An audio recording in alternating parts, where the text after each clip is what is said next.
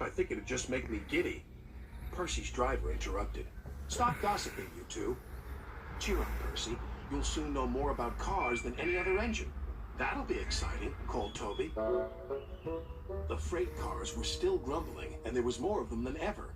You're much too small to pull all of us. We want another engine or we'll be struggling up the hill all night. All night, all right. You can puff and blow, but on that hill you're still too slow. Slow yourself, stuttered Percy. Temper, temper, giggled the cars. Percy decided to simply carry on. Go to it, Percy, shouted the driver. The freight cars were still joking. Too slow, more power, here all night, tomorrow too. Be quiet, said Percy angrily. Then there was trouble. A coupling broke. Surprise, surprise, catch us if you can.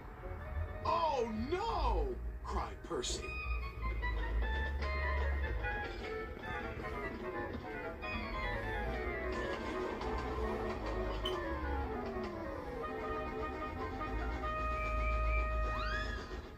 Percy's driver told the signalman, and the yard foreman told Sir Topham Hatt what was happening. They're heading for the big hill. It'll slow them down, but they may roll back again, right into the village.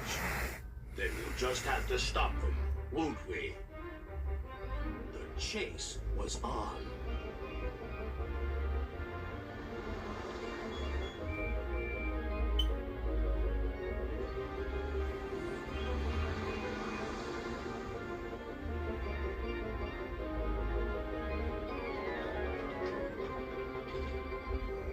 As they approached the hill, they overtook the freight cars. Sir Topham Hatt and Bertie screeched to a halt and waited for them near the top.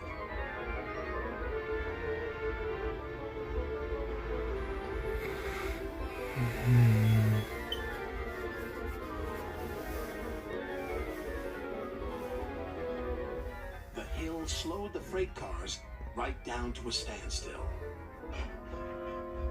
Then the men quickly put wooden blocks behind their wheels so they couldn't roll backwards. The freight cars were now secure. Just then, Percy arrived. Well, what did you think of that? Joked Bertie. A good chase is always exciting. It was certainly a surprise, decided Percy. And you were right, Bertie. A really useful engine should never be surprised by surprise.